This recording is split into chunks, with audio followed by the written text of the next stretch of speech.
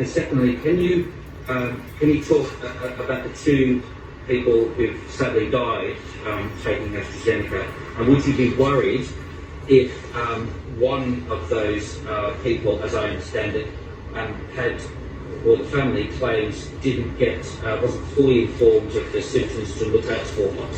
Well, we're all responsible for our own health.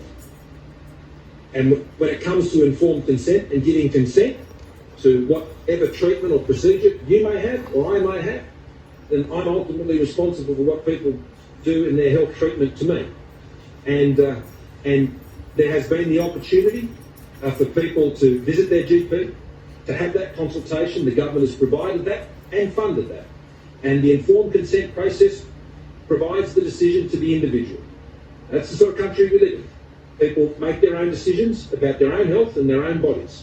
That's why we don't have mandatory vaccination in relation to the general population here, because people make their own decisions. And we encourage people to make those decisions. We make as much information available to them as possible.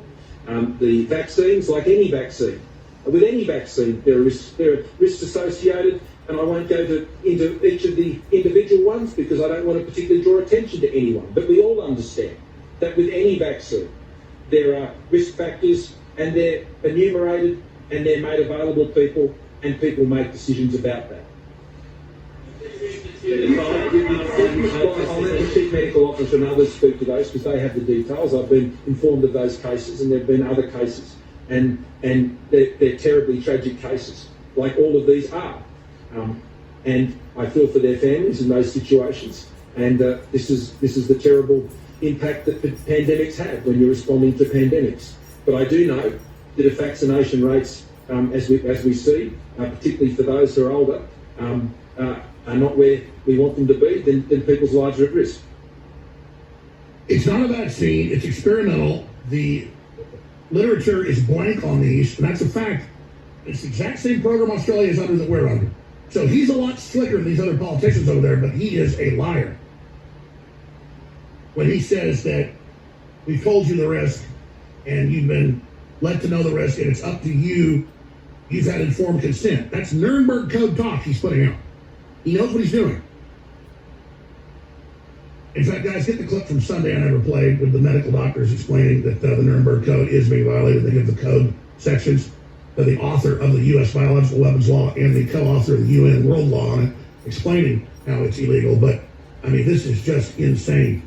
Yeah, so here is the announcements in one of their regions that they're taking 24,000 children outside of parental consent. That's what's in the fine print of the news, attempting this Buffalo movement just to make everybody get in line and go over the edge of the cliff. Here it is.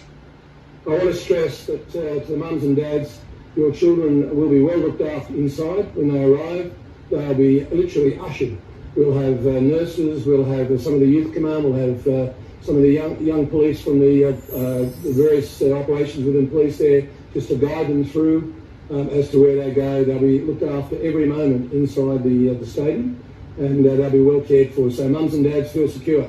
We've got about 24,000 students we're aiming to get through next week. The messages will come out this week. And the opportunity is there that really you've got to take it, grasp it with both hands.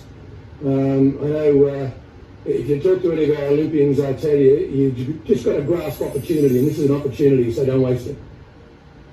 All right, when we start the next segment, I'm going to play